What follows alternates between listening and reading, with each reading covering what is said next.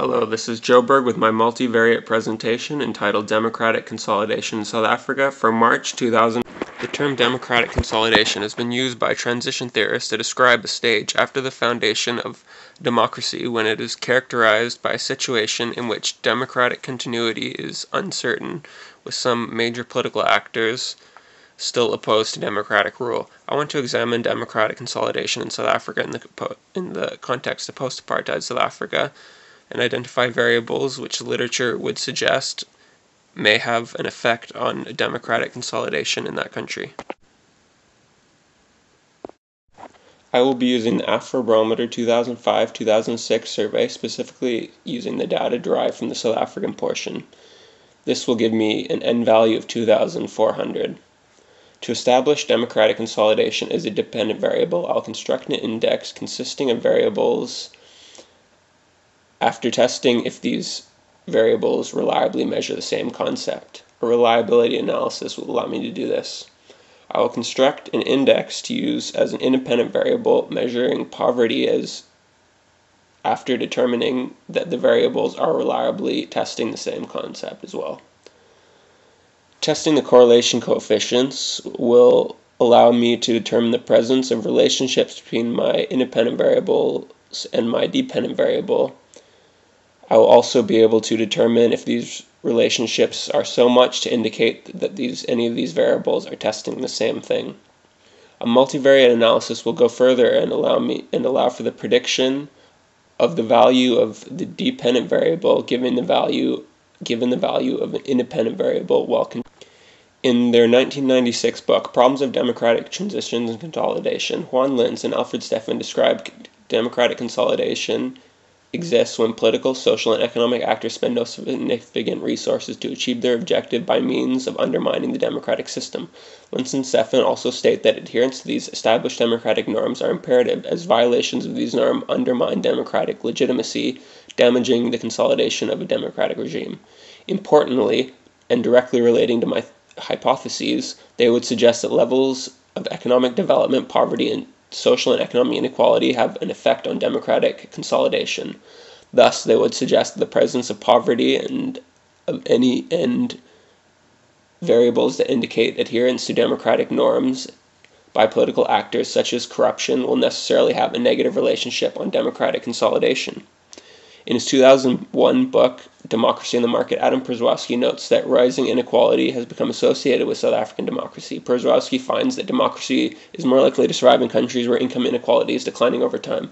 Przeworski would suggest that economic inequality has a negative relationship with democratic consolidation, so that as economic inequality increases, one should expect to see a corresponding decline in a measure of economic consolidation. My hypotheses are as follows. Hypothesis 1. Respondents reporting an increasing level of poverty will report decreasing levels of democratic consolidation. Hypothesis 2. Respondents reporting increasing levels of economic inequality will report decreasing levels of democratic consolidation. And hypothesis 3. Respondents reporting increasing corruption will report decreasing levels of democratic consolidation. These are the questions which gauge respondents' values regarding the need to adhere to basic democratic norms, such as having an elected government that abides by laws that constrain the rest of society. I performed a reliability analysis testing if these variables do indeed measure the same concept. An alpha value of 0.6177 indicates that these reliably measure the same concept and thus will be combined into an index which will serve as my dependent variable. These are variables that measure socioeconomic factors which together provide a measure of poverty. With a high alpha score of 0.8064, these variables do reliably test the same concept, so I will thus combine these indicators into an index which will serve as one of my independent variables. This table shows correlation coefficients between my dependent and independent variables. The redundant figures have been removed. Figures indicated in the table are Pearson R values, which indicate the strength of the relationship between the variables, followed by the N value or number of respondents for each correlation. At the top left of this table, Pearson's R value for the relationship between poverty and democratic legitimacy is negative 0.1017, indicating that these variables are not correlated in an acceptable way. This indicates that my first hypothesis is not valid.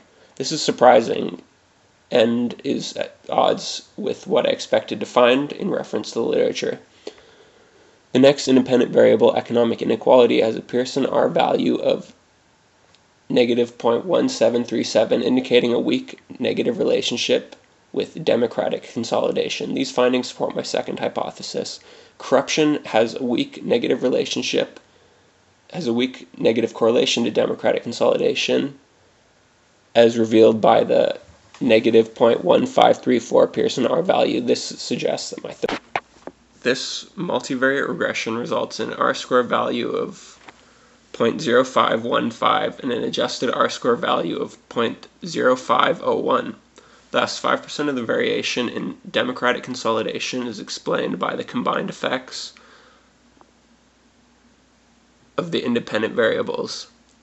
The beta values in this table are standardized v-values and thus allow me to compare directly the effects of different independent variables on the dependent variable. A one-category increase in poverty results in a -0.0853 unit change in democratic consolidation. A one-category increase in economic inequality results in a -0.1525 change in democratic consolidation. A one-category increase in corruption results in a -0.1018 change in democratic consolidation. The tolerance values for all these variables indicate no issues of multicollinearity. In conclusion, the lack of correlation between poverty and democratic consolidation means that I reject my first hypothesis.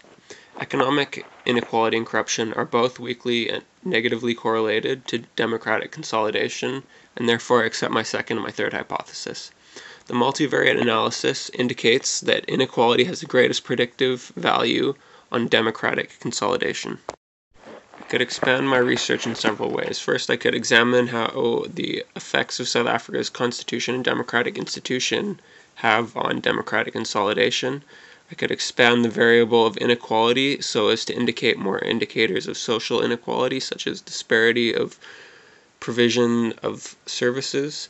And also I could expand research into poverty and its effects on democratic consolidation to see if such a correlation could be identified in other countries.